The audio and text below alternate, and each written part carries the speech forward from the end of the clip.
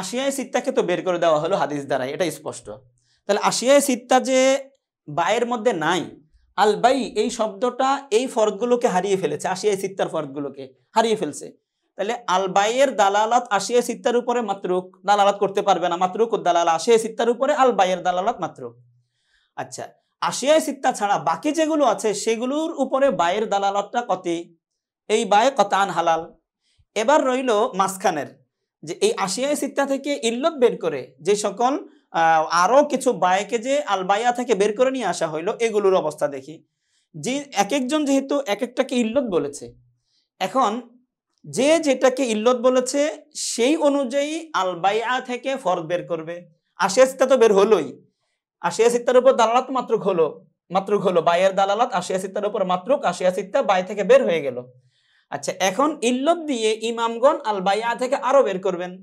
যে যেটাকে ইল্লত বানিয়েছেন সে সেই অনুযায়ী বাই থেকে ফরদ বের করবেন।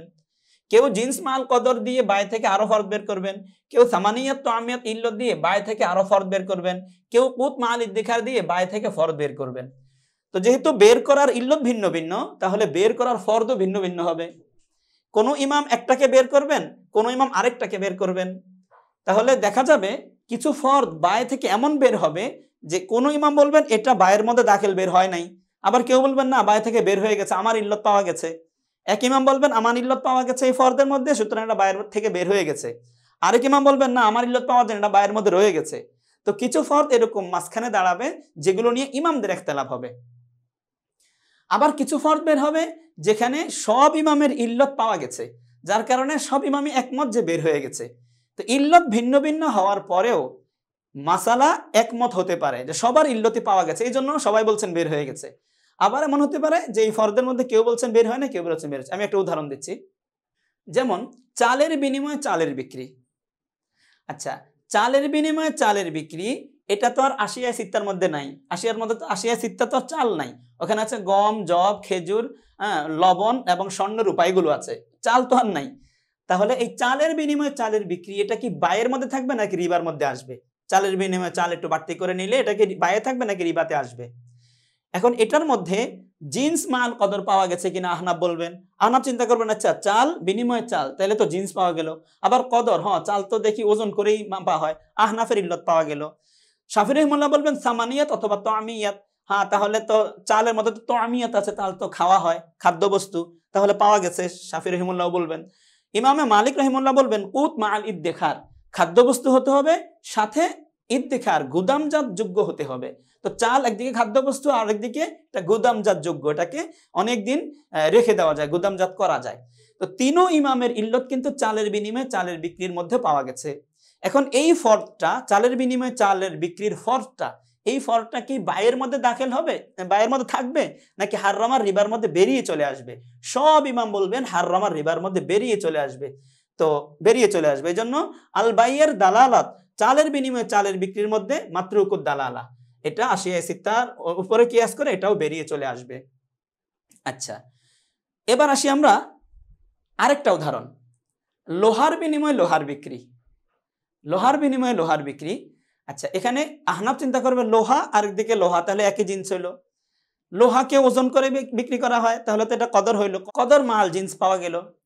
ইমাম শাফি রাহিমাহুল্লাহ চিন্তা করবেন আচ্ছা এটা হলো সামানিয়াত এবং তামিয়াত, লোহাকে তো সামান হিসাবে ব্যবহার করে না, কোনো জিনিসের মূল্য দিতে তো লোহা দেয় না কেউ, তাহলে সামানিয়াত নাই। তামিয়াত খাদ্য জিনিস, লোহা তার কেউ খায় না, তাহলে ইমামে শাফি রাহিমাহুল্লাহ চিন্তা করবেন না এটা তো এই বিক্রি, এই যে ফরদ লোহার বিনিময়ে লোহার বিক্রি, এটা আহাল্লাহুল বাইআর মধ্যেই দাখিল আছে, হাররামা রিবার মধ্যে এটা আসবে না, আশিয়ায়ে সিত্তার সাথে এর কোনো মিল নাই, লোহার বিনিময়ে লোহাকে বিক্রি করা, সুতরাং এটা জায়েজ। হ্যাঁ, লোহার বিনিময়ে লোহা এটা কম বেশি করে বিক্রি করা জায়েজ, কেন এখানে সামানিয়াত নাই, তামিয়াত নাই। আর ইমাম আবু হানিফা রাহিমাহুল্লাহ বলবেন এখানে জিন্স আছে এবং কদর আছে, ওজন করে বিক্রি করার জিনিস এটা এবং জিন্স আছে, সুতরাং এটা এখানে রিবা হবে, কম বেশ বিক্রি করলে রিবা হবে, হাররামা রিবার মধ্যে চলে আসবে, বায়ের মধ্যে নাই। ইমাম মালিক রাহিমাহুল্লাহ চিন্তা করবেন কুত মাল ইদ্দেখার, খাদ্যবস্তু হতে হবে এবং গুদামজাত যোগ্য হতে হবে। তো লোহা তো আর কেউ খায় না, যদিও গুদামজাত যোগ্য জিনিস, কিন্তু খায় তো আর না। তাহলে শাফি রাহিমাহুল্লাহ এবং মালিক রাহিমাহুল্লাহ এই দুইজনের ইল্লত কিন্তু লোহার বিনিময়ে লোহার বিক্রি এই ফরদের মধ্যে নাই। তারা বলবেন এই বিক্রির মধ্যে কম বেশ করা জায়েজ আছে, এটা হাল্লাল্লাহুল বাইআর মধ্যে দাখিল। আর ইমামে আবু হানিফা রাহিমাহুল্লাহ বলবেন, আহনাফ বলবেন না, এটা হারাম আর রিবার মধ্যে দাখিল, কারণ জিন্স মাল কদর হয়েছে। এখন এই যে লোহার বিনিময়ে লোহার বিক্রি, এই ফরদের উপরে আল বাইআর দালালাত জন্নি, আল বাইয়ার দালালাত জন্নি। তাহলে আল বাইয়া তাখসিসের পরে আল বাইয়ার দালালাত আশিয়ায়ে সিত্তার উপরে মাতরুক, এবং এরকম যেখানে ইখতিলাফ হবে, সব কোন ইমাম বলছেন বাইয়ের মধ্যে দাখিল, কোন ইমাম বলছেন হারাম আর রিবার মধ্যে চলে আসছে, এরকম ইখতিলাফি ফরদগুলোর উপরে এই আল বাইয়ার দালালাত হবে জন্নি। আর বাকিগুলো যেগুলো, এগুলো সবগুলোর উপরে বাইয়ের দালালাত হবে কতি।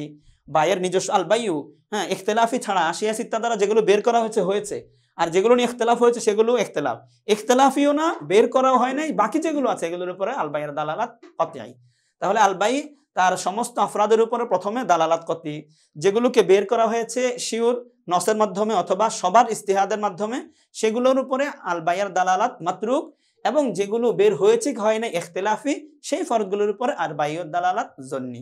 এই জন্য দেখা যায় যে আশিয়ায়ে সিত্তা যেই 6টা জিনিস সরাসরি রসুল বলেছেন, সেগুলোর হুরমত একরকমের, মানে এগুলো একেবারে হারাম।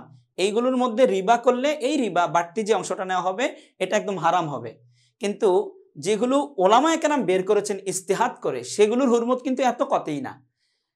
এবং যেগুলোর বিষয়ে বিশেষভাবে ইখতিলাফ হয়েছে, ইল্লত ভিন্ন ভিন্ন হওয়ার পর অনেক সময় ইজমাই হয়ে যায় মাসালাটা, যেমন চালের বিনিময়ে চাল, ইল্লত এক একজনের এক একটা, কিন্তু সবাই বের করেছেন আল বাইয়া থেকে, হারাম আর রিবার মধ্যে নিয়ে আসছেন, এটারও হুরমতটা কতই। কিন্তু যেখানে ইখতিলাফ লোহার বিনিময়ে লোহার বিক্রি, এখানে যদি কেউ কম বেশি করে বিক্রি করে আর রিবা হয়, এই রিবা শুধু আহনাফের কাছে রিবা, অন্যদের কাছে রিবা না। তাহলে এই রিবার হুকুম আর সরাসরি আশিয়ায়ে সিত্তার রিবার হুকুম, দুইটার হুরমত কিন্তু এক না। আশিয়ায়ে সিত্তার হুরমত হইল কতি, আর এই যে চালের লোহার বিনিময়ে লোহার বিক্রির মধ্যে যদি রিবা হয়, এই রিবার হুরমত হইল জন্নি, অর্থাৎ একটা মাকরুহে তাহরিমি পর্যন্ত সর্বোচ্চ যাইতে পারে। আর আশিয়ায়ে সিত্তা এটা একদম হারাম, সরাসরি হারাম।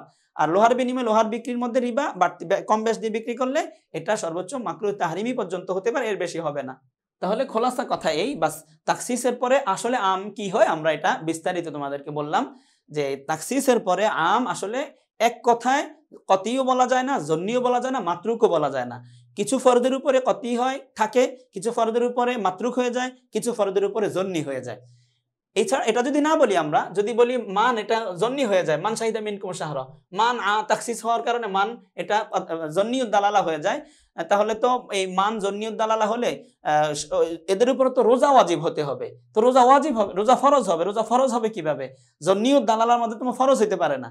এভাবে হালাল্লাহুল বাইআ, এই বাই এটা হালাল, হালাল যেহেতু এখানে যদি ফরজ না, এখানে মিলবে না। মান শাহিদা মিনকুম শাহরা এখানে মিলবে।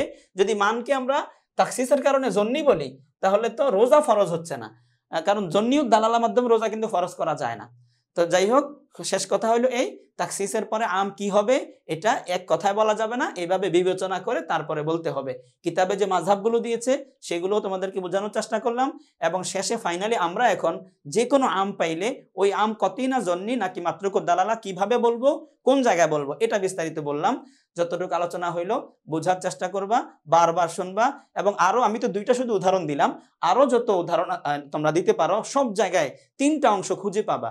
হয় কিছু আফরাদ অবশ্যই বের হয়ে গেছে, এটার উপরে আমের দালালাত মাতরুক, কিছু আফরাদ আমের মধ্যে অবশ্যই থাকবে, এর উপরে আমের দালালাত কতই, আর কিছু ফরদ নিয়ে ইখতিলাফ থাকবে, বের হয়েছে কি হয় নাই, সেই জায়গায় আমের দালালাত হবে জন্নি।